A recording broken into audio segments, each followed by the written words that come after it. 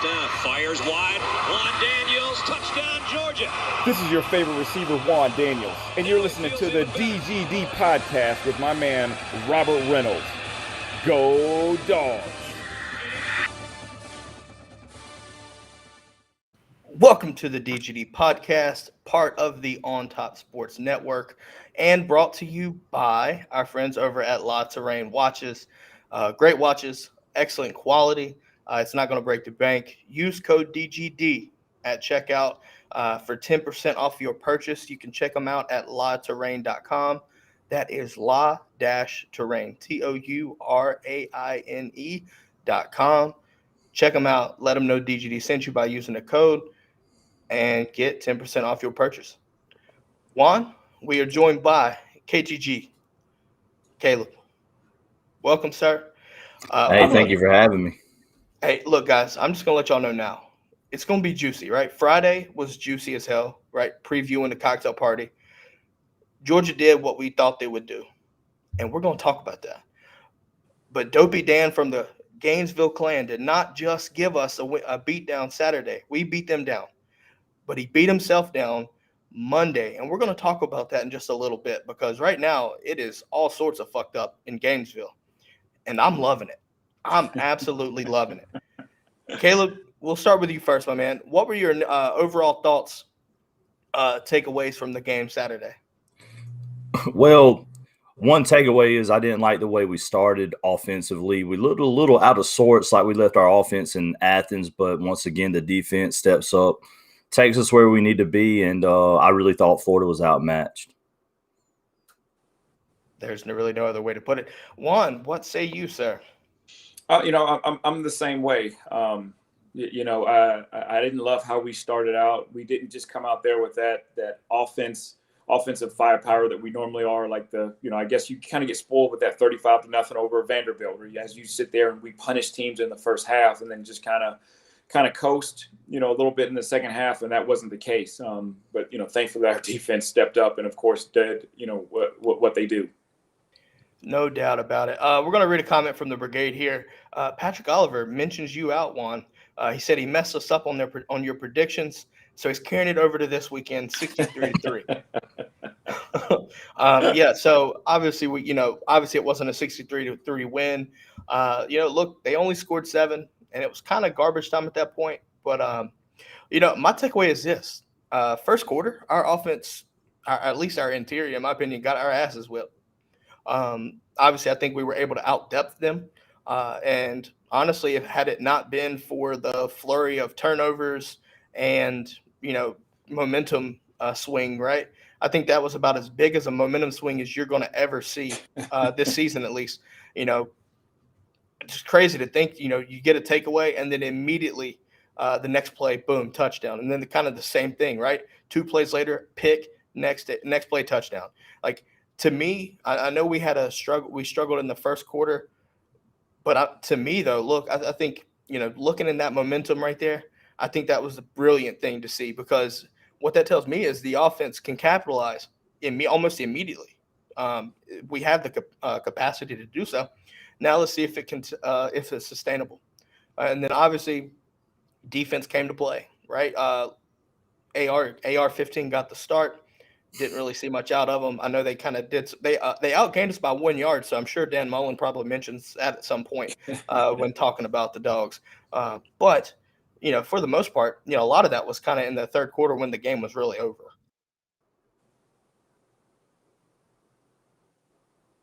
I know y'all probably saw the video. N'Kobe Dean was pissed the hell off. He gave up 7 points, and I like that mentality. I actually don't like it. I love that mentality because that means they're invested. And that just tells me that they understand what's at stake. And I think that's why they're focused. They're laser focused at that, on winning the championship.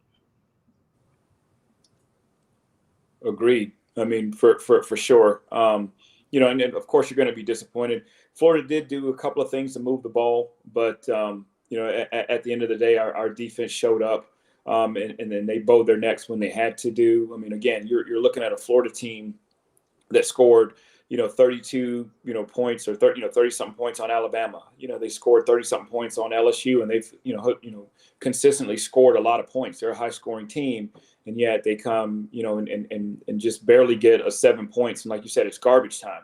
So yeah, you're going to be upset with that, if you're Dean. However, if you're looking at it, from our vantage point, that was a beatdown.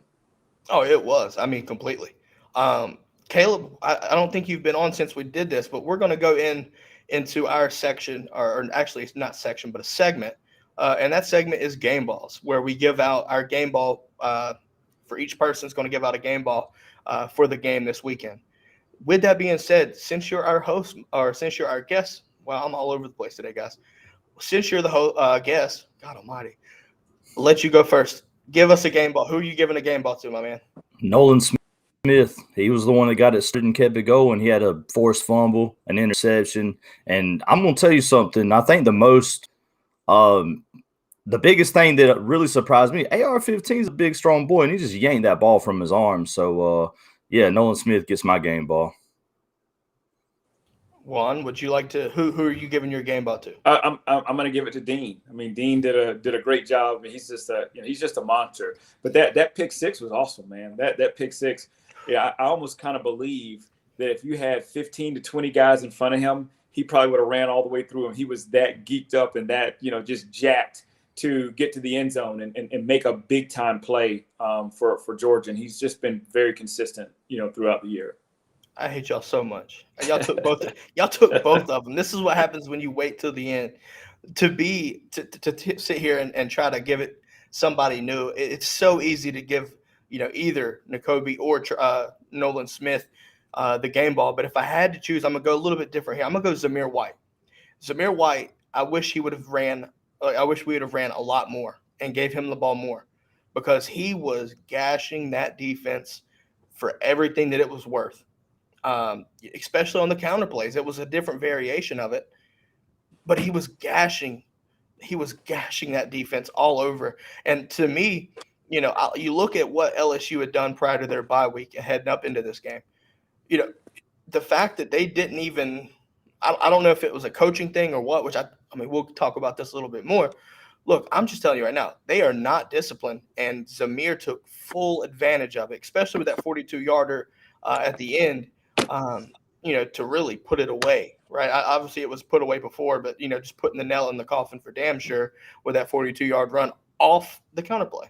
So, as much as I want to give Nolan Smith or Nakobe Dean, if I had three, I'd give them all three. Trust me. I'm going to stick with Zamir White and kind of go revert to the offensive side of the ball. But let's be honest here. Caleb, you mentioned Nolan Smith. This was a transcendent game for him as a dog. Everybody coming out of high school, number one overall recruit. And this is exactly why the type of plays that he made shows you exactly why he was, the potential to be a number one overall. You saw that on full display. I mean, literally took my man's lunch money, took the ball away, right? Pick, right? Wreaking havoc in the backfield. But somebody that really went underestimated here, Trayvon Walker. Just think about that tipped interception. 6'6", 300 pounds, and you're back in coverage.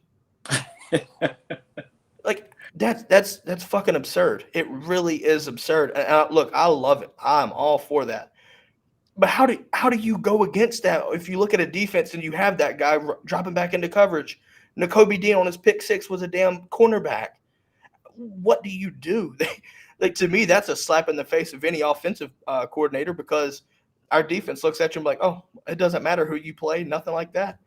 Oh yeah, those dog blitzes. That's what they're designed to do. They're designed to, you're faking like you're coming up, and then you drop these big guys into pass coverage. They're not designed to pick balls off, but they are designed to get their hands up or just become a big presence. So when you're throwing in that zone, that zone window actually shrinks. So just a great defensive scheme, great thing that they do, and you'll fool a lot of quarterbacks who are not expecting something like that. Yeah, I think the scary thing is too, Nakobe Dean was guarding two players on that interception, man. The dude that he threw the ball to, Nakobe Dean, wasn't even guarding. He undercut it. So that was that was probably the second most impressive play to me, but Nolan Smith, Britton AR was my favorite. I don't like AR. I don't like none of them bombs over in Gainesville. So, Look, man, I'm telling you right now. Patrick Oliver mentions honorable mention to T. Walker, referencing Trayvon. Yeah, Trayvon had a really good game, and let's be honest, the defense overall had a really good game. I know there was a couple plays where Pierce ended up, busting free for a little bit, but we played a really sound game. Looking at it, we didn't really give up any penalties on defense, which was impressive to me. That tells you you're playing sound, disciplined ball on that side of the ball. I mean, we knew we're playing elite ball, but, discipline in that regard and having, but I think a lot of that too is pressuring Anthony Richardson into not being able to throw downfield and force the secondary to try to react and not, draw flags and stuff. But that's just a testament to that front seven and the guys on this defense. And, look, Dan, Dopey Dan chose the wrong time to bring out a freshman, a true legit fresh quarterback as your first start. You could not have set my man out to dry any worse. Worse. Put him out in the fire. That defense they are bad to the bone, man. They are. Yeah, that is a nightmare for even your more veteran guys. But to put a freshman out there, that's that's a tough deal. That's a tough deal. It honestly didn't matter because as soon as they brought in Emory Jones, the same shit happened. So to me, I look at it as it doesn't matter who Florida played at quarterback. You were going to get your ass beat, and Georgia did that. So it's kind of what we expected, right? I think, I don't know if we expected one. I know Friday we didn't expect our offense to kind of come out the gate struggling a little bit and look kind of sloppy or whatever for the first quarter. But I mean, obviously, once the momentum swung, right, and obviously we came out with 3, and then next it turns to 10, and before halftime you're sitting there and you're like, holy shit, it's 27-0 or 24-0. Sorry, it's like, okay, so this game's over. It doesn't matter. So it's just interesting. But let's see here, reverting over to the Brigade, see what they've got to say. G Bama Boy comes in and says, I don't, if it's JT been absent, but UGA struggled on offense in the first half against Auburn, Kentucky, and Florida. I definitely think Florida, Bama, I think to me, and I think it was our interior offensive line was struggling, just getting beat up front. Look, Florida is a average team. They're legitimately 4-4. However, you look at guys like Zachary Carter, Javon Dexter, they're not scrubs. We can call them scrubs, but they actually have some talent. But they just don't have the depth, and that's a testament to Dopey Dan's recruiting. It apparently isn't recruiting season to him. We'll talk about that later. But yeah, no, you look at in the struggle on offense. To me, I think it's just a matter of we have to get better. Whether it's JT or Stetson, both of us, both quarterbacks can lead the offense to success and lead the team to wins. Obviously, I think you look at it as the defense carrying the team right now, but nonetheless, one thing that I love about Stetson Bennett right now is he's not turning the ball over. However, the Florida game was the game, and I think to have that kind of output, right, 2 picks, terrible throws. However, I heard it was very windy there too, so I don't know how much that played in. But as a quarterback, you have to change your trajectory, your launch angles, things like that too. And really looking at that right there, you shouldn't throw into double coverage if you have the chance. You know what I mean? I'd rather you throw it away and try it again next down because they can't stop anything any fucking way. But yeah, I think with JT here, obviously didn't see JT whatsoever. I really think, moving forward, this is where we're going to see JT. Because we saw Stetson or 3 turnovers is not going to cut it. I'm sorry. We should not have turned the ball over 3 times, and 2 of them were picks. Yeah. Obviously, McIntosh fumbled, but nonetheless, 2 picks by Stetson. It's just doing too much. You're doing too much. I mean, you just think about going back into the days of Alabama. You're not going to ask Greg McElroy to make those long throws. You're going to ask him, hey, do the checkdowns, do the intermediate throws. Let's not get greedy. Let's just do what we're supposed to do, and then and then just make those plays. And so until he understands that he's that caliber of quarterback, he's not going to be your Matthew Stafford, or he's not going to be that gunslinger that you may have in JT. So, it's more along the lines of just kind of know your role. Even if that's a called play, you know what, go to your checkdowns, man. And it's just about, hey, protecting the football, because, in a bad situation, if you're putting your defense in bad situations or having them out on the field for a long time, sometimes, unfortunately, they break. And so that's just something that we don't want to get ourselves into.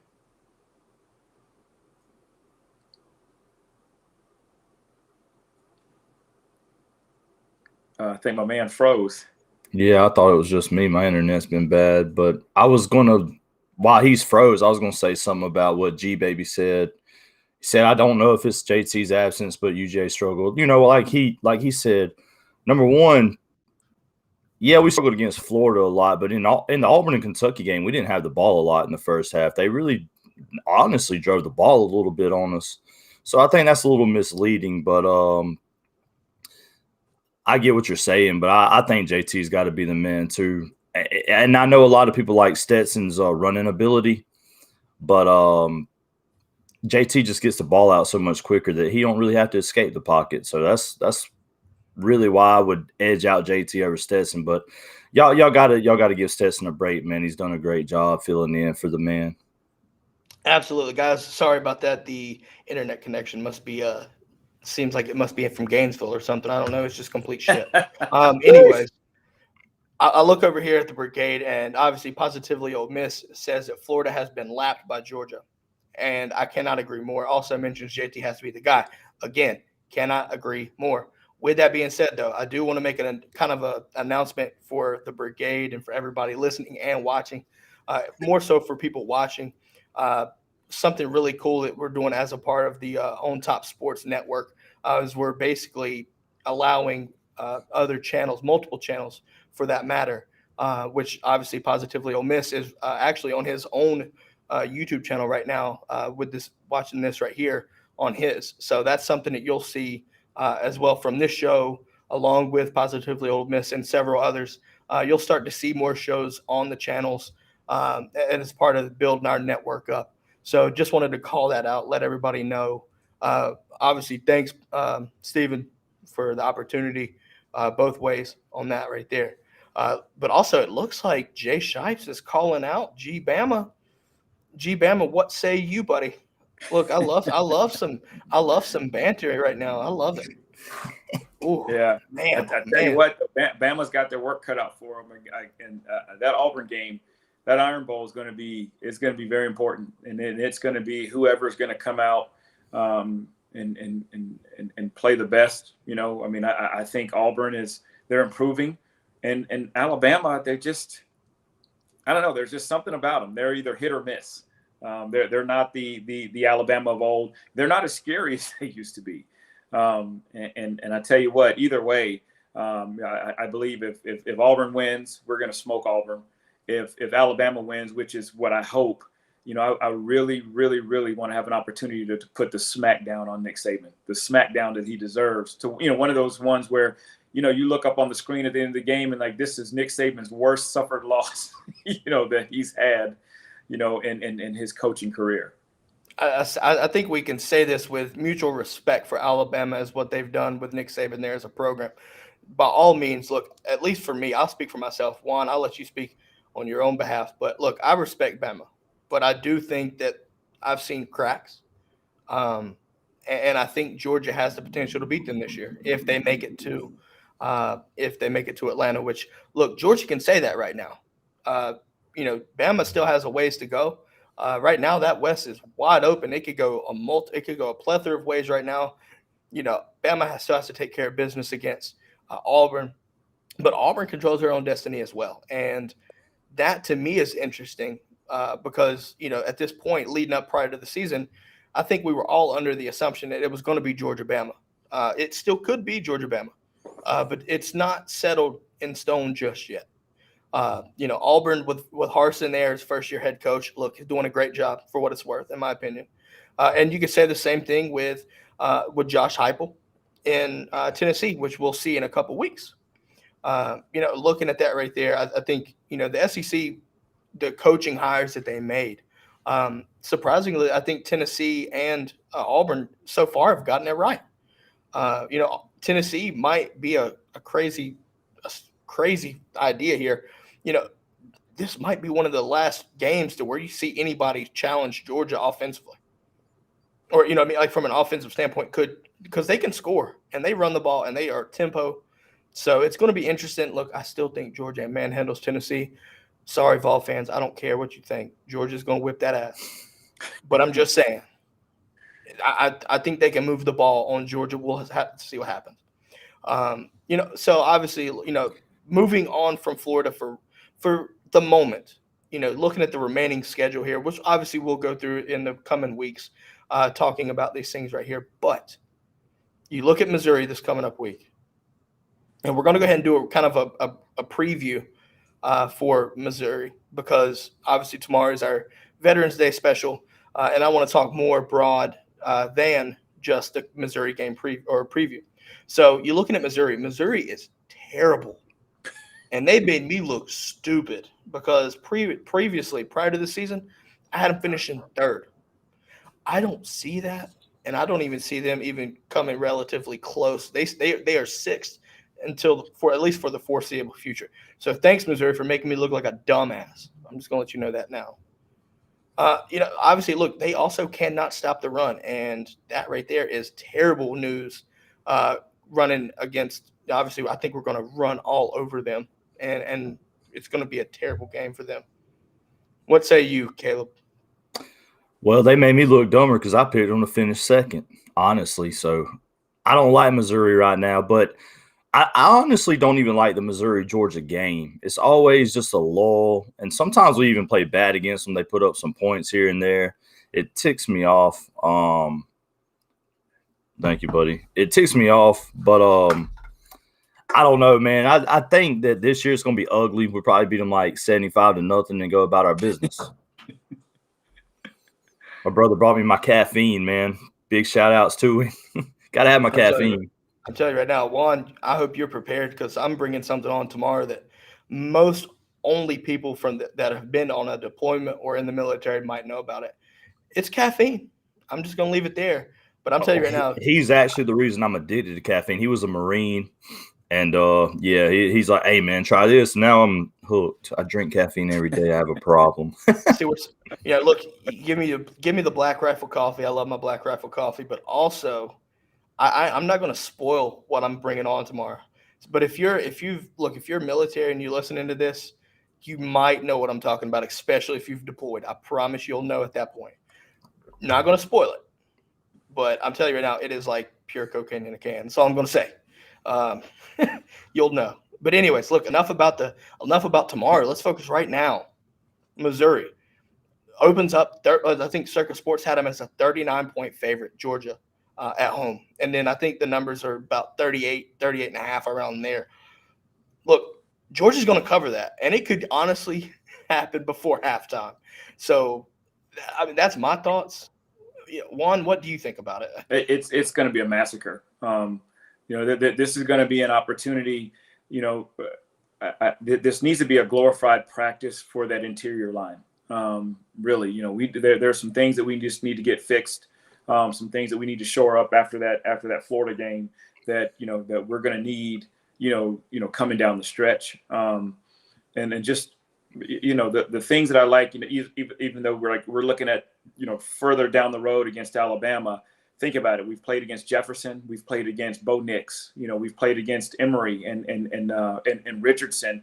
We'll have the Tennessee quarterback. I think that we're going to do a great job of containing him. All of these things are going to be practice runs for Bryce Young, when we see him. So these are some opportunities to get some glorified practices, get some people healthy, get some other guys some playing time, so that we are hitting on all cylinders.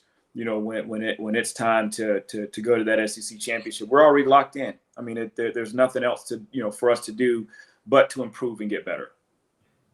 You know what though? I'm gonna take a moment real fast, because I think we can all take it. We're gonna bask in this, right?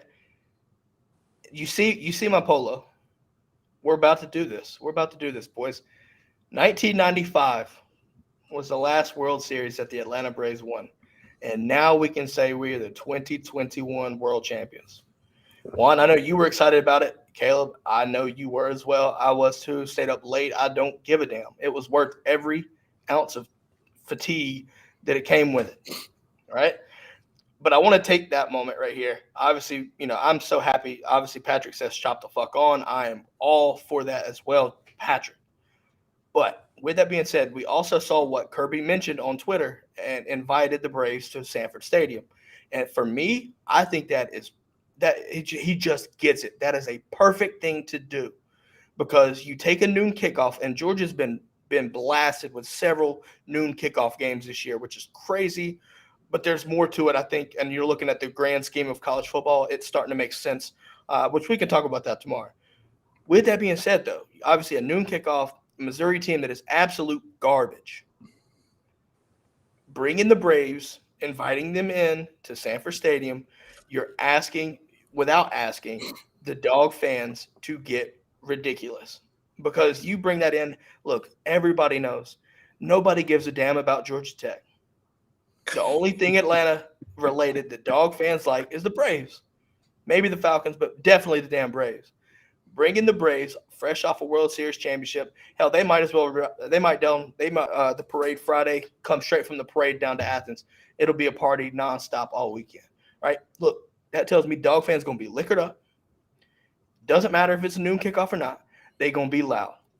I'm just saying that's a way to get the crowd involved. Especially, look, talking to Patrick offline. Look, I'm telling you now, how insane would it be to have Freddie Freeman call out the Dogs? Ooh. Think about that'd be crazy. That'd be awesome. I mean, of course, the city is just on an emotional high right now. I'll be down at the parade tomorrow for sure. I want to be a part of, everything that's going on. But if you announce the Braves at Sanford Stadium, be prepared to have one of those those Richter scale moments, because it's going to be absolutely insane. And the electricity that's just going to go through there is just going to be crazy. And I can guarantee you, just as hard as us as Bulldog fans and the Georgia Bulldogs were cheering on the Braves, they're going to do the same exact thing for us, and look for them as we go and go on this national championship march. Look for them to be very instrumental in getting the city rallied up, to go after this thing. Look, Patrick said it best right here in the brigade, man. Let Blooper, if you don't know Blooper, that's the Braves mascot, run one of the big G flags out. I'm telling you right now, let him run out as a lead right there. Look, that place is going to be fucking rocking. That's all I'm going to say. If I saw that, I may black out. I'm serious. I'm not even joking. And then, you know what? And I think it'll be the start of something great. And then we could look at this time next year as an anniversary of, hey, the Braves, they went up there and they won it again. Georgia's on the same path, and it could just become this awesome tradition, man. It would be something special. Oh, no doubt. Caleb, what would you think if you saw, things like Blooper running the G out, or, obviously taking pictures with the UGA, right? Things like this. There's so many different opportunities to intertwine the Braves and the Dogs. Obviously thinking about game day environments and stuff like that. Look, I'm telling you right now, that place would be absolutely lit. What do you think, Caleb? Yeah, Patrick actually stole it right out of my mouth. I was about to bring up how fun it would be to see Blooper and Harry Dog just having a blast out there, man. And I think you're going to see a lot of – I'm going to do it myself. You're going to see a lot of intertwined Georgia and Atlanta stuff. I was hoping to have it on right now. I got a Atlanta World Series hat on the way. And I'm going to go ahead and tell you something else, boys.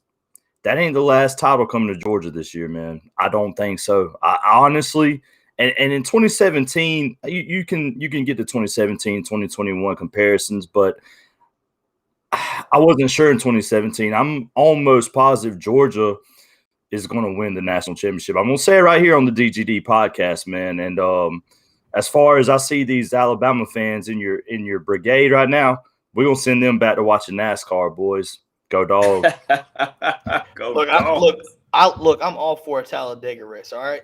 So that's what it is. But it's an ongoing joke in my stream completely. That before Alabama was good in 2008, They were all NASCAR fans. It's a proven point though. Go look at the NASCAR ratings back in 2007, and then look at the football ratings. They're very similar. That's just a food for thought, man. Food for thought. I'm seeing Jay's comment here. Hell yeah, FTMF ERS. We know what that means, and I'm going to transition with that being the perfect transition here. If you don't know what that means, I'm not going to speak it out because, well, we may have underage listeners and watchers, but we know where that came from, and it was after the Florida game. And with that being said, I want to show you. We have a video. Obviously, I think it's viral now around the world of college football. We're going to play this for you, and we're about to just rip into Dopey Dan from the Gainesville Clan. So after this video, we're about to have fun. Caleb, Juan, come in hot after this video. Coach, the topic of recruiting has come up a lot the last couple of days from a few angles. Is it a different approach needed for the level of consistency? Well, we're in the season right now. We'll do recruiting after the season, and when it gets to recruiting time, we can talk about recruiting. Sounds good. Okay. Next question. Oh my goodness. This is why Florida is where they are right now. That right there. Look, let me tell y'all. I'll let you that this is where I got to talk. So last year, I heard it everywhere. Oh, Florida's closing the gap between them and Georgia. I heard it 50 million times. And I told Florida fans last year, if y'all are going to beat us, that better be the year. Obviously, they beat us. There's no closing in the gap. Like they said, we've lapped them. I'm pissed off about it because I hate Florida and I hate hearing that BS. There's no close race. We're number one in the East, and there's no second place. I don't care. They're all JV teams, in my opinion, including Florida, including Dopey Dan, Bozo the Clown, whatever you want to call him. That statement mind-boggled me. When I heard it, my jaw dropped. I was like, did he really just say that? I mean, Kirby's getting on choppers on Friday and getting back to the stadium Saturday morning. Like, Florida's program's a joke. Their recruiting's a joke. Dan Mullen's a joke. Their quarterback situation is a joke. And I ain't going to say it, but what is FTMFERS? Y'all know the deal. I don't like Florida, and I think that's funny. I mean, Brigade, feel free to type it out in full text. I don't care. But I want to go on from there, right? You look at – so the bad part is I think the timing of this, right? The timing of this is what makes this that much worse.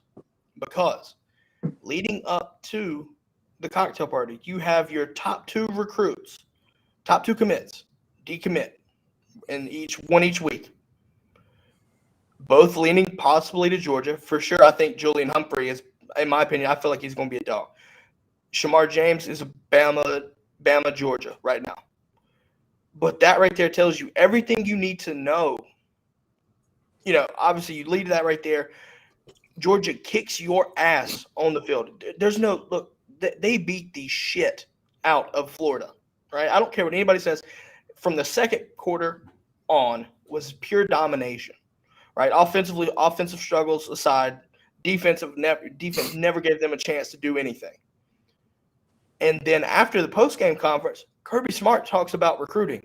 He literally – his words, 50% recruiting, 25% evaluation, 25% coaching. And then Monday, you go and throw that shit out there at a press conference. It's too easy to sit here and see exactly why Georgia is number one in the country, every poll. They're number one in recruiting right now. Now, Bama, albeit number one in the country on the field. And Florida is 4-4. They lost two commitments, and they're barely top 25 in the recruiting. I think they're 9th in the SEC when it comes to recruiting rankings. They're 35th in recruiting in that. They're 35th now. Yeah. That if you're a Florida Gator fan, first off, I don't care. I don't have pity for you. They're starting to understand that Mullen is not the answer. And to me, that is more telling than anything you can hear Dan Mullen say. Because if they get rid of Dan Mullen and they get somebody in that is a tenacious recruiter, Florida has the potential to become what the Florida of old. You know, you look at teams. Juan, you saw this. You look at coaches with like Spurrier and Urban Meyer.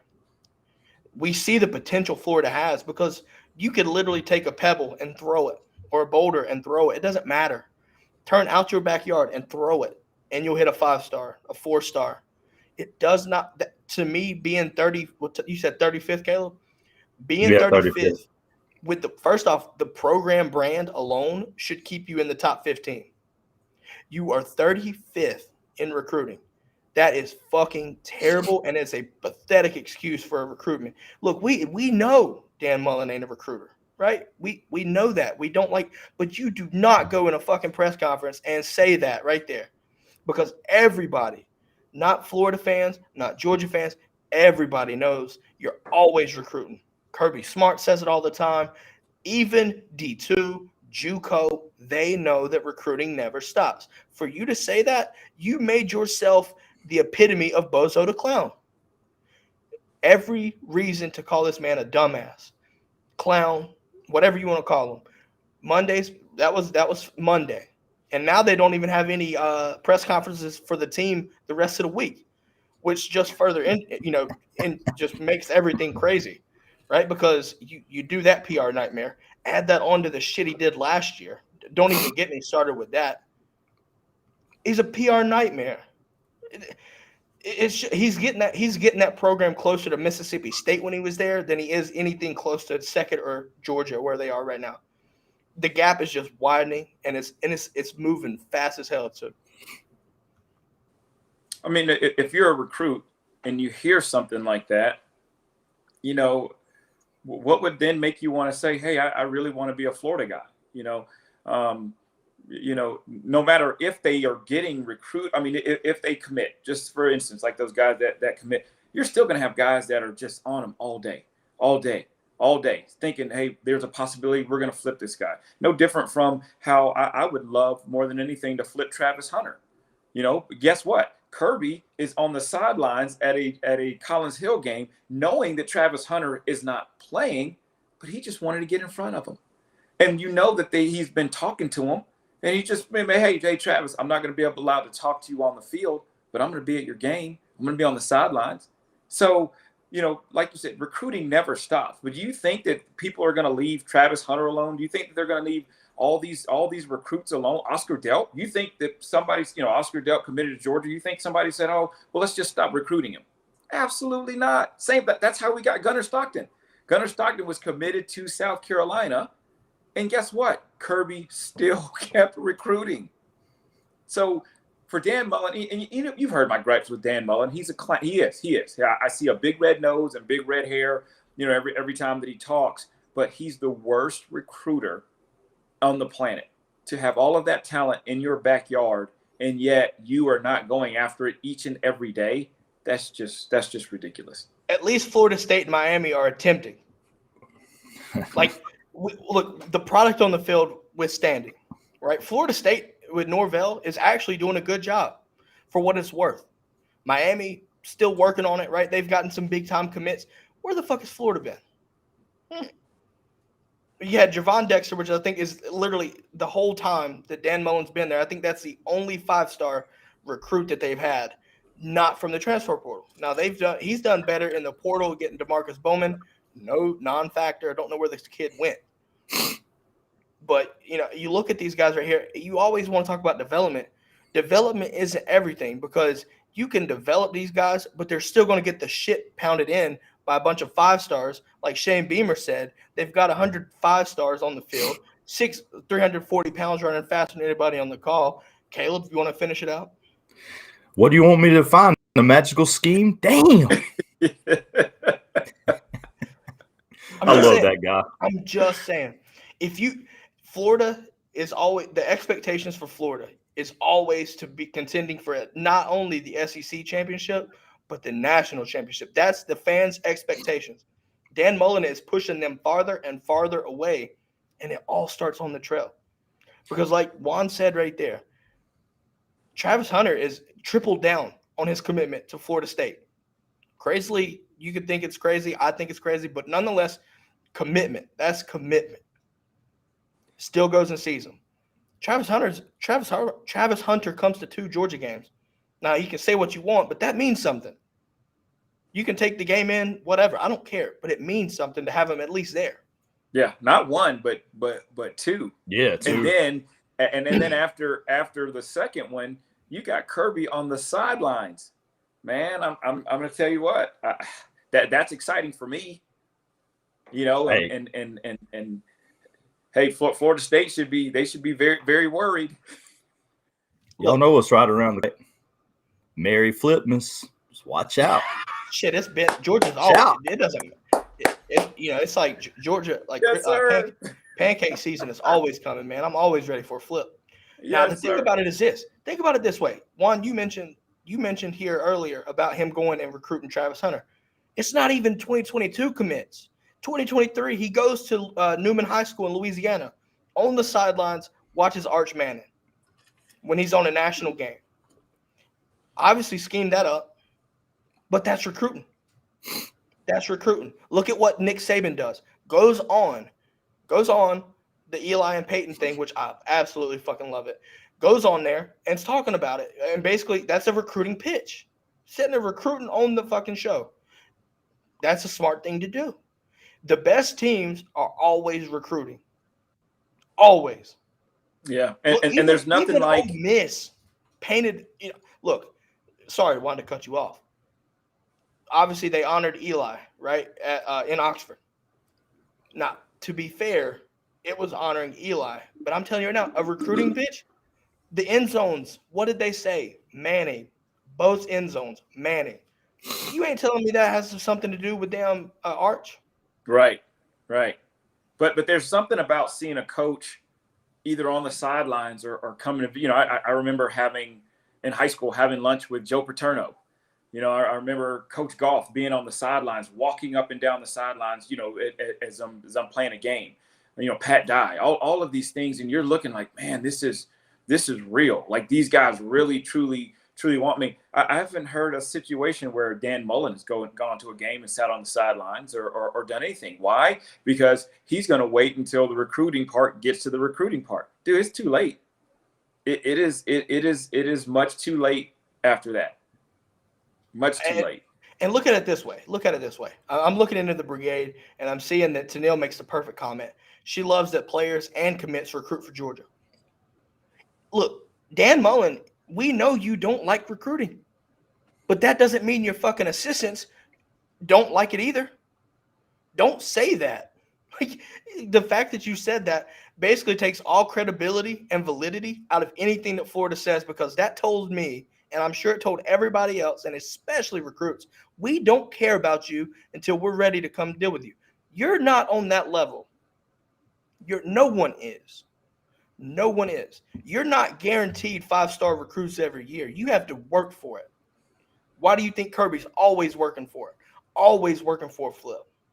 Same thing with Nick Saban, Dabo Swinney, True. Ryan Day, the great coaches, not even the greatest coaches. Every coach is always working. You see kids, elite kids, have crazy offers from Duke or Vanderbilt or whatever. That at least shows the effort. Look, I don't expect I'm sorry, Vanderbilt, but we beat your ass once and I'm about to brag on you again. Ain't no elite kid going to Vanderbilt. But that doesn't mean they're not going to stop trying to get him to come and show him what they have to offer. They might know they're out of the race to begin with, but damn it, they're going to give it their best and sit there and get him there. Try to. Yeah, you're right. I tell you what, though, with if I were a Vanderbilt or college like that, I'd just basically wait to see what happens at Georgia, because Georgia's got a lot of offers out there, and unfortunately, with everything that's happening with these flips and all that, not everybody's going to be able to get a scholarship to Georgia, so somebody's going to be left out. And if I were Vanderbilt, I'd just be there to clean up whatever, whatever doesn't happen. But Florida's not going to do that. And they're just not, but I'm not mad about it. I don't care. If I'm being honest, I am okay with that. The things that I am thankful for is that they don't have an Urban Meyer, because Urban Meyer did a great job of recruiting. He did a great job of recruiting up at Ohio State. He's a great recruiter. He took pride in it. And then you get somebody that's on the opposite end, like a Dan Mullen. He's 35. You're 35th. Like you're the University of Florida in the SEC, and you're 35th in the nation. That's horrible. Ole Miss and Mississippi State are right there on their heels.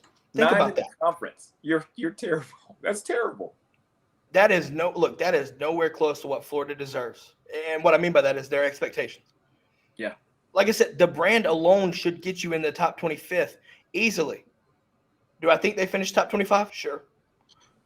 But your words that you just spoke, Mullen, Monday, every single kid is going to hear the anti-recruiting pitch against the University of Florida by whoever they're getting recruited by. If I'm a head coach of a program and I'm trying to go after a kid that Florida's looking at, tell me why I would be crazy not to say, did you just see what that dumbass just said? He doesn't care. He thinks you can come in. He thinks he can come in and just say, come to the University of Florida. We're great. No. Every university is going to be great in their own manner and their right ways. Show me why relationships, right? Juan, you were recruited out of high school. You were a high assaulted recruit. You know this as much as anybody else. Relationships matter. That tells me he doesn't care about the relationship with you and him. Doesn't matter to him. But it's bigger than that. It's bigger than that. If I'm a highly touted recruit and I know Caleb is a highly touted recruit, guess what? I'm gonna want Caleb on my team, and that's just that. So if I'm a Florida commit and he's not doing anything to get Caleb, he's not surrounding me with Caleb. Instead, I get somebody that's that's just not even that good. But we kind of just run out of things or whatever. We'll just bring you on. What does that say about the program? What does that say about what you're trying to build? It just doesn't do anything at all. So guess what? People are going to jump ship because they want to be surrounded by other, 5, 4, 3 stars. They want to be surrounded by that. So, just to have that recruiting class.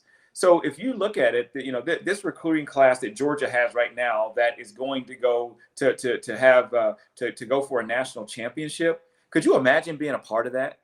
Could you imagine being a part of, you're looking around at us and by the time we're sophomores, juniors, and seniors, we've got 2, 3 national championships. They'll say that's the greatest class on the planet. That's just that. Who doesn't want to be a part of that? I mean, I'm with Patrick. If they got free bubble gum, count me in. Yeah. No, I'll tell you this right here, though. Caleb, I'll let you speak on this, but I do want to say this right here. Juan, you mentioned the state of the program. When you're sitting here, you're as a University of Florida, and you're flipping guys from Florida Atlantic, like the other small Florida universities, and you're not flipping kids from Clemson, Florida State, teams that are not doing well on the field this year. You're not going in and you're trying to flip those kids. Clemson would be a prime example to try to flip because we see what's going on in the field. Why not sit there and try to use something at least to try to get you recruiting against them? No, you're sticking around with 3 stars, trying to flip 3 stars. Georgia is about to. I'm telling you right now, Julian Humphrey is going to be a dog, in my opinion. That's a high 4-star. You also look at James Singletary, that was an Ohio State decommits, more than likely going to be a dog. That's a 5-star. You sit there, obviously looking at another aspect of recruiting, retainment. Bear Alexander decommits. He recommits to the Dogs. That's a 5-star, depending on how you look at it.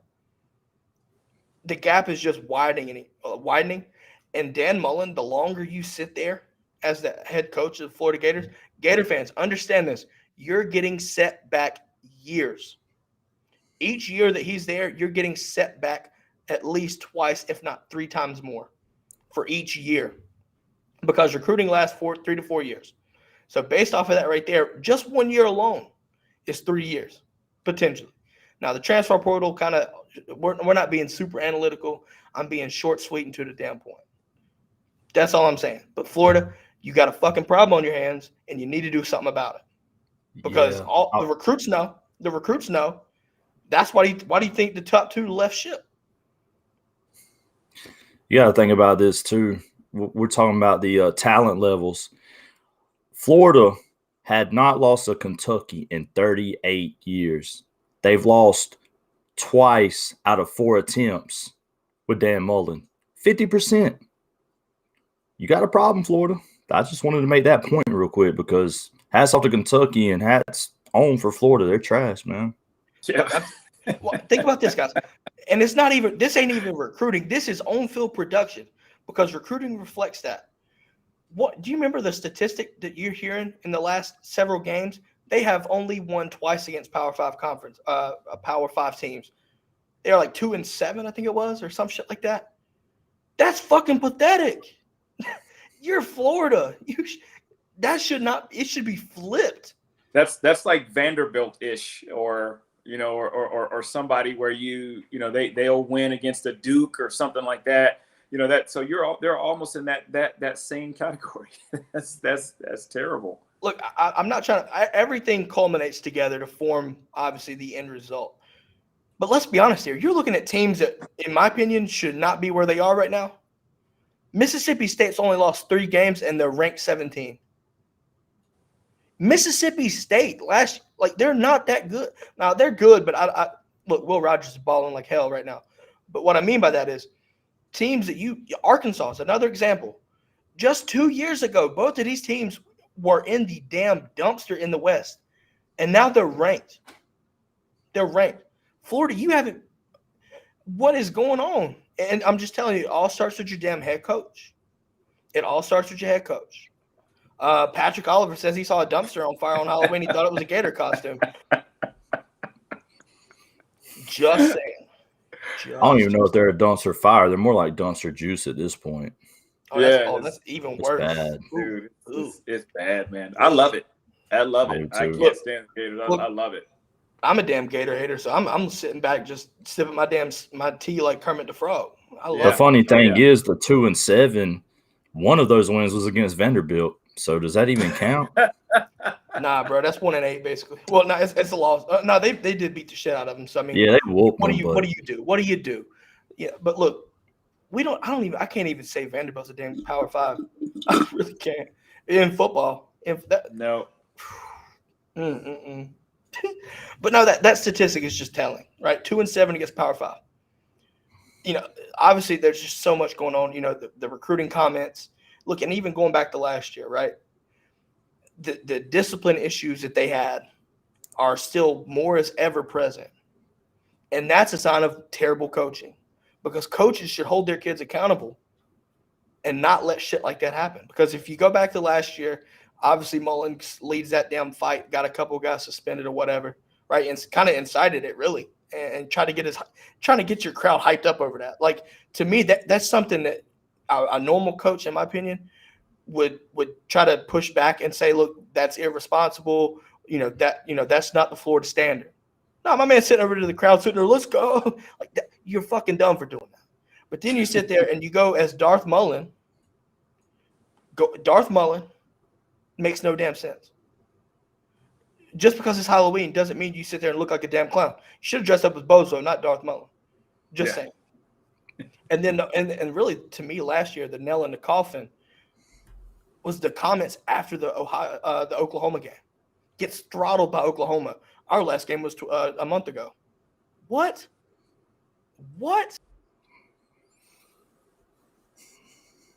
And you want to go play for this guy? It's transferring over this year. Yeah. It's transferring over this year. You see Florida got Brenton Cox, former Georgia Bulldog, transfers down there. Legitimately gave up in the middle of a fucking play. Had Stetson dead to right. Stetson runs back and around and gives up on the fucking play. Why he's not a dog anymore. That right there.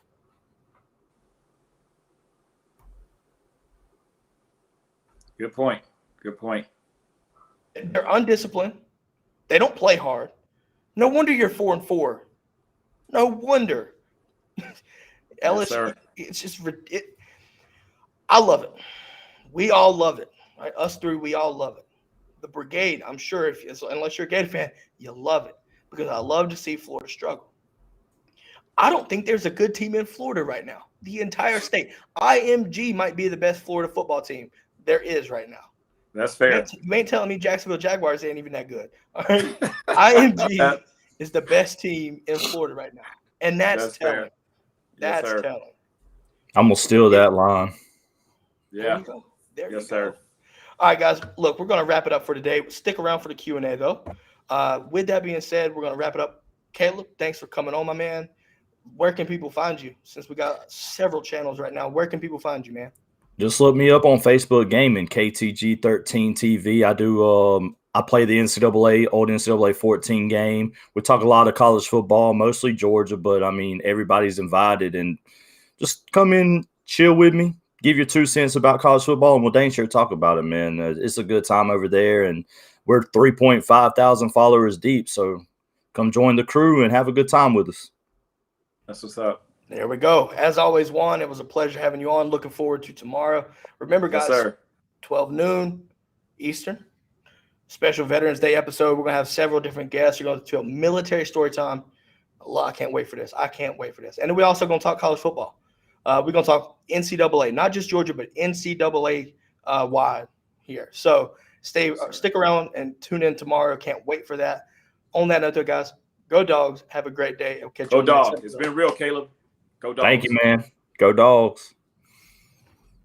This is the DGD Podcast. Go Dogs.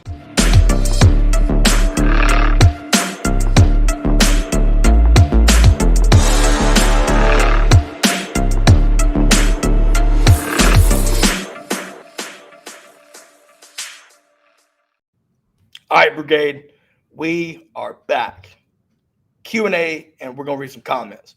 Look, I'm telling you right now, I saw G Bama, Jay Shipes. Look, I love both of y'all.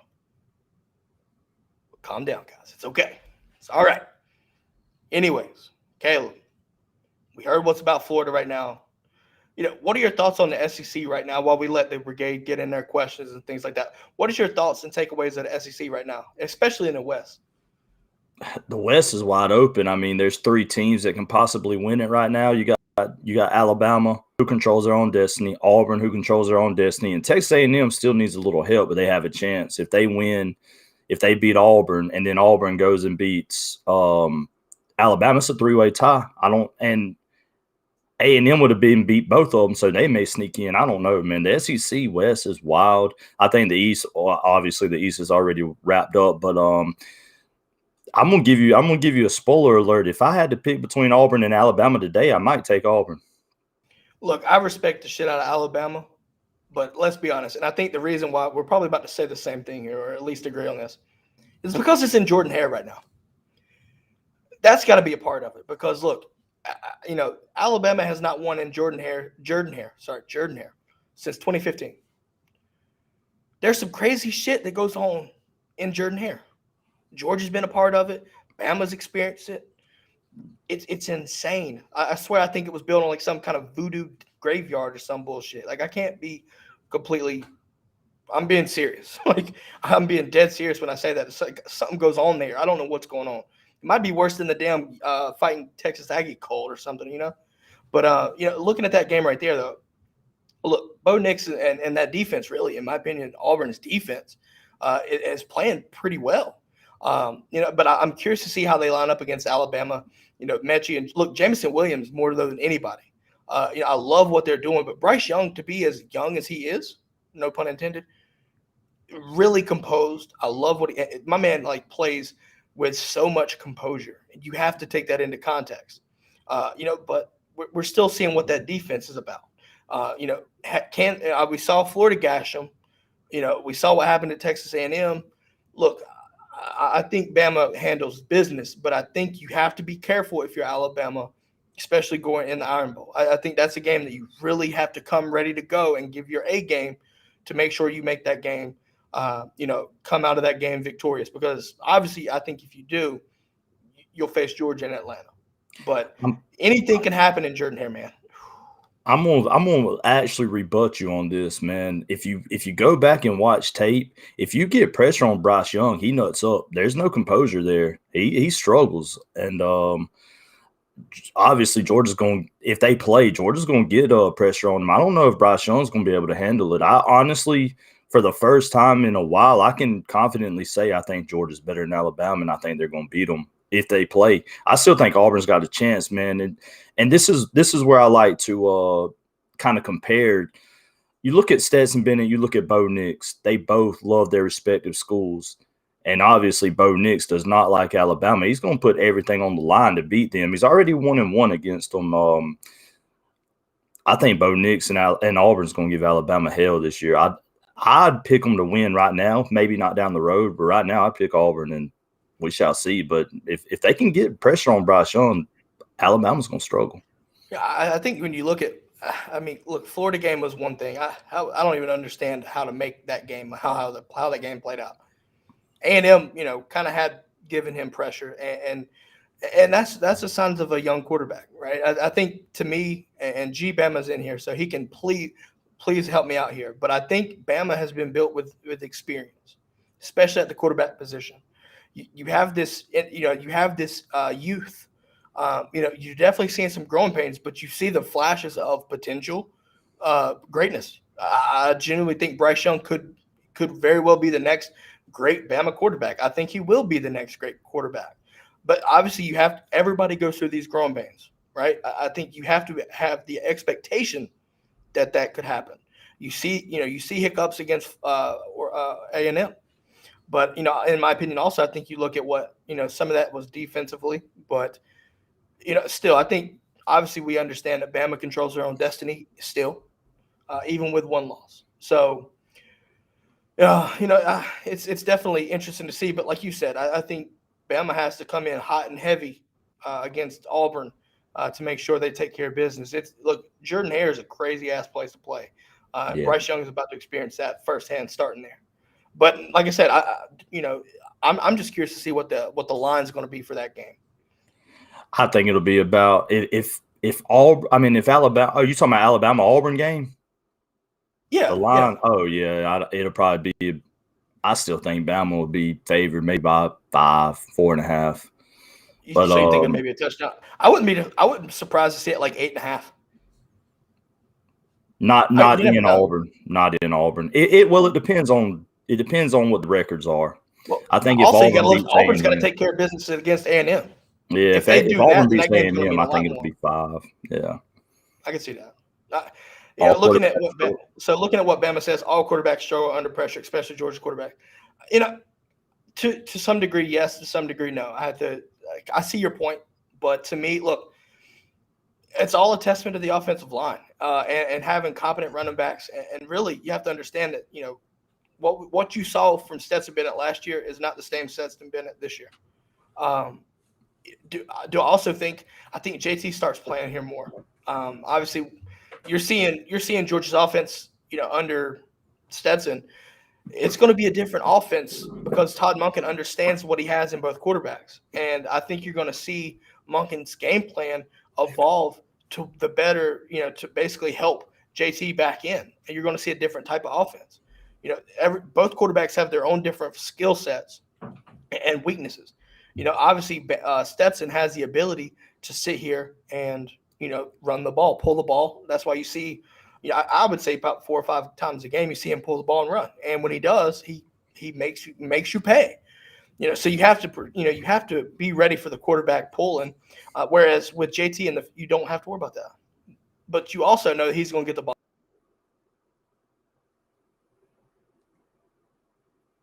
I think JT suits his team better. I love what Stetson's done. You can't discredit what he's done so far.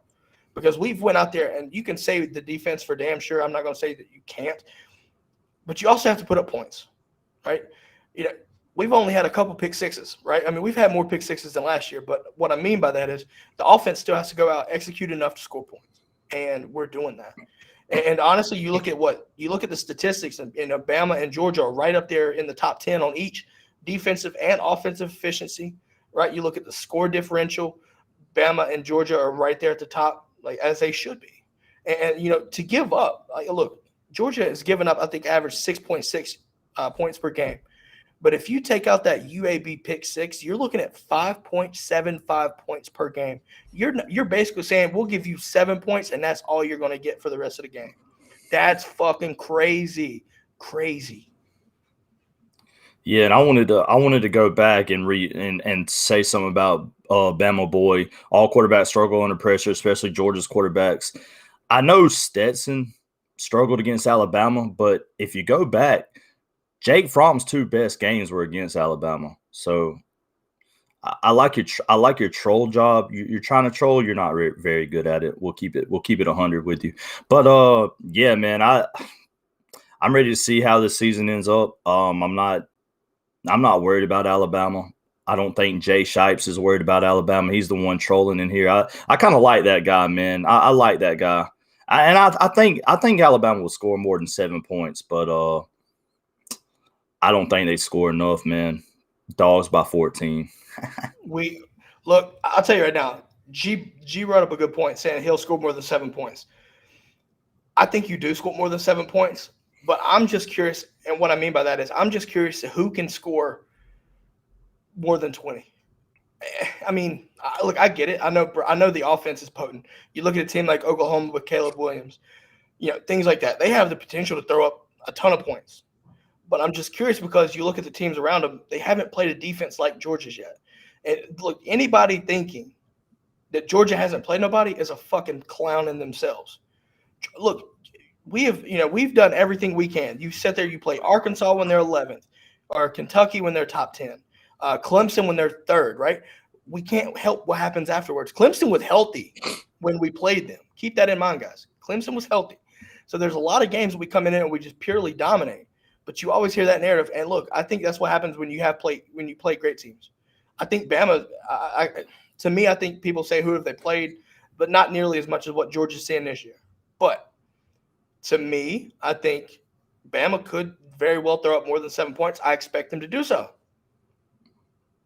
But, offensive efficiency is going to play here. And I think whoever has a better defense, it could come down to a similar situation. I'm just curious to see if Georgia can handle a shootout type feel. I think we can score points like that. But my question is also, like, who can score on Georgia's defense? Like, legitimately score and run the score up. Score more than 14, 13 points. Because that's the most – it's crazy to say this, but fucking South Carolina is tied for giving up the most points to Georgia, or scoring the most points on Georgia, I should say. It's so fucking crazy to say that. It really is. But, yeah, Bama, I agree with you. I think I'm sure Bama would score more than 7, but y'all got to get there too. I think there's a very good chance that you will get to Atlanta, but it's still got to happen. So until then, I just want to see how Bama plays and how things let them play themselves out. And as Georgia, we're sitting here talking about who we could be playing, and just watch everybody else play themselves out. I think A&M's probably going to play themselves out, but who knows what happens if they beat Auburn? All types of shit could happen, really. It's crazy. It's crazy, man.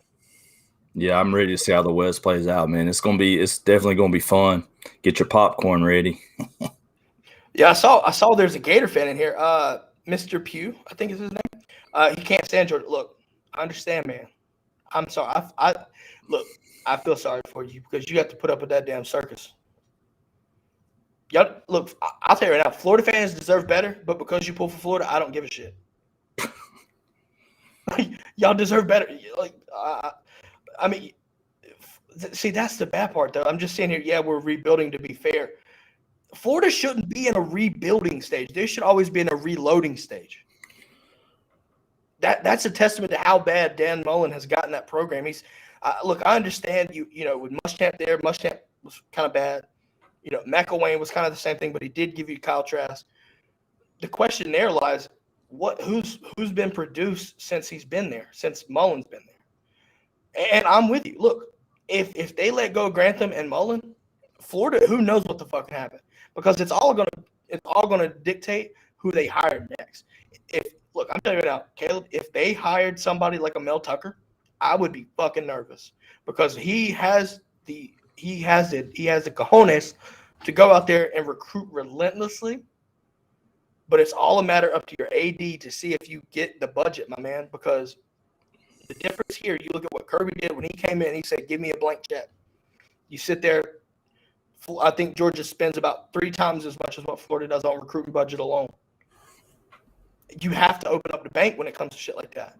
Because look, let's be honest, recruiting wins championships. I know production, I know there's all accumulation, right? A whole culmination of things. But it starts with recruiting because you got to get the guys there too. Development only goes so far, right? Evaluation helps out as well.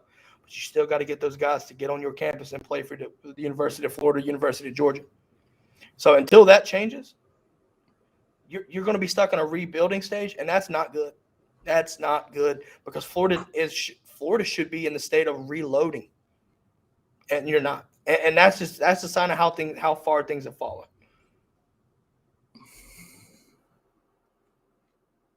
And honestly, Caleb, I'll let you speak on this as well, but kind of reading his comment about Mr. Pugh's comment about Stoops in Kentucky. One thing that I'll give credit to Stoops, not only Stoops, but Kentucky's athletic department, giving him time to develop and build his program, get his guys, and build them in. Been there 9 years, and they've gotten better. They're getting better. Kentucky, I don't think will ever kind of get those guys, right? Like, they haven't been in that place to do that yet. But I also think you sit there, Keontae Goodwin, if he sticks around and goes to Kentucky, that's a big time get for Kentucky. No. That's a 5-star player right there. That's a 5-star. And that's almost unheard of for Kentucky. And that just tells me how far Stoops has come. I'm glad. I love seeing that kind of story because it defeats the narrative of fan bases and boosters getting so impatient and letting go of somebody before they can even get a full fucking class of recruiting in. Give them 3 years, 4 years to get their guys in and see what it's about then. You can't expect, especially if you're doing system changes, that shit can take some time. You're not giving them the time. You're sitting there, your expectations to automatically win, I get it. But you have to be patient. Kentucky pays off by being patient. They're ranked. They're winning games. They're beating teams that they shouldn't be beating, technically. There you go. That's why I love what Stoops is doing at Kentucky. Yeah, I think Mark Stoops is a top 10 coach in college football, man. The dude's doing it with less. And, I mean, like Sharman, man, less is more to old Stoops. And, hey, my dude's doing a good job. I really like Stoops, and I honestly thought that Kentucky played Georgia better than anyone. So he had his troops ready, man. So whoever gets Stoops is going to get a good coach. Nah, without question. Miriam Corbin, welcome to the show. First time seeing you in here. Welcome. Also look though, looking at Kentucky though, right? For years, it's been this concept of if they can get a competent quarterback that can pass the ball, they're going to be dangerous. Will Levis. Now they're not playing as great as it could be, but I'm telling you right now, there's several teams in the SEC that I wouldn't want to. If I'm putting them up against Kentucky, I would pick Kentucky over because they have the competency on offense. What's killing them is turnovers. They got to figure that shit out. They are turning the ball over like a damn baker. They're turning over. It's terrible, man. It's terrible. But if they fix the turnover issue, I think they're a legit problem for most everybody else. Like, period. Yeah, I agree. Pugh, I'm with you, man. Jimbo is overrated as a coach. Look, Caleb, you reside close to Florida State, so you know exactly what was happening when he was at Florida State. What say you on this? I don't think Jimbo's overrated. Once he's already got Texas A&M, above what they were. Give him a few more years. Let him get a few more classes under him. A&M's going to be a problem, man. I don't think Jimbo's overrated at all. I think he's a good coach. I hate him. I don't like him. He's a good coach. But you also have to look at what he's doing. Look, when it comes to recruiting right now, I think what he's doing there and the potential, I think this is key here. It's if, right? If he gets the folks and the recruits that he's expected to get in this class, his defense is about to reload and then some. Because you're looking at possibly getting Walter Nolan, Shamar Stewart, and just a plethora of other guys, possibly Anai White. That's 3 basically 5-stars on your defensive line alone in one class. He knows what the fuck he's doing when it comes to recruiting, period. I'm just going to leave it there. And you can't necessarily he's overrated more so than because, I mean, one, he's won a title. He understands what it takes. But you also have to get, like I said, this all comes into giving him time.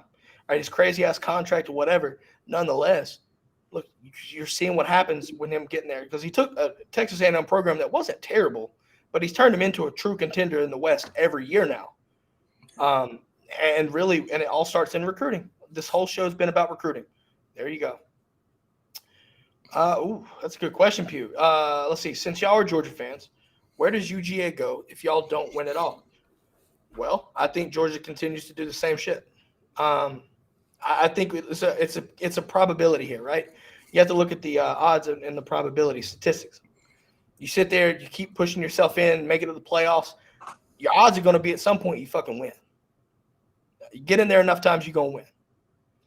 Do I think this is Georgia's best year? Yes. Do I think Georgia's a playoff contender every year? Yes. So the more times you get in there, the more chances you have of winning. Obviously, you can strike out every time. I understand. But I think it's a probability question. The more times you make it to the playoffs, the more chances you have, the better chance Georgia's going to stay right there because the recruit ain't going to stop. Georgia's not going to let Kirby go making it to the playoffs every year. You'd be fucking dumb because who are you going to bring in that's better? So, Georgia fans think and realistically understand that. Unless there's a drop-off, like a significant drop-off, Georgia's going to be in the same position. Obviously, I think, in my opinion, contending for the East, winning the East, contending for the SEC championship game, even winning the SEC championship game, making the playoffs, contending for national titles. And I think that's where Georgia's going to be for the foreseeable future. And Kirby's, look, to always be recruiting, right, to always be recruiting, that plays into this mentality in the same circle of life. Same circle of life. I think that's the case. Caleb, do you have anything else to say to that? No, I think you hit the nail on the head perfectly, man. So since Miriam's new here, look, we're in the Q&A portion where you just comment and we'll answer your questions. Comments, questions, feel free to pop them in and we'll sit there and chat it up for a little bit. Ooh, all right. I see a joke for the Bama fans. Why don't girls do reverse cowgirl? All right, getting a little bit past PG rated. Oh, my goodness. I'm just going to let that read itself, folks. It's funny, but I don't want to say that. Yeah, that was funny, man. I ain't going to lie. I've heard that one before, though. But I'm gonna have to cut you short, man. I got to go. But I appreciate you having me, and I really enjoy being on this podcast and hope to be back soon.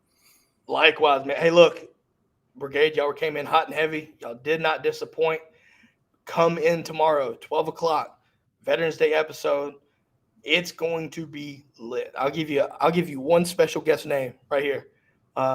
He's the father of ballers, Chris Milton. That's all I'm gonna say. Expect him on tomorrow. That's just one name. Got several others. Look, Caleb, thanks for coming on. Thanks for sticking around with Q&A, and looking forward to seeing this stuff going tomorrow, man. Hopefully you're able to tune in tomorrow as well. I'll be in here watching for sure, man. And thanks to the Brigade too for having me. I enjoyed it, and I love you guys too, man. Go Dogs, and hopefully, like I said, I'll be back on the show soon. Absolutely, man. We're gonna take one more question, and we will wrap it up. Since she's new, Miss Miriam. Any concerns on our place kicking? Not a serious concern, but I do get a little tense. I'm with you. I get nervous too because he's been inconsistent, and it's only coming a matter of time before we end up needing him. Can he make it? So it definitely brings up some questions there. Georgia's not had to play into a situation where the kicking actually matters. Until then, I'm not concerned. I am a little bit, but I'm not super concerned, Miriam. If we get into a game where we're playing close, like I think could happen against Alabama or in the playoffs, then I'm really starting to sweat. I really am. If it continues so far. If it's continued so far to date, if it settles itself out, great. If not, I'm really getting nervous. Really getting nervous. All right, guys. Look, hope everybody has a great rest of your day. I hope everybody enjoyed the show. Come in tomorrow, noon, Veterans Day special, several different guests, military story time. Come in, tell your stories in the comments in the brigade, and have a great day. Go Dogs.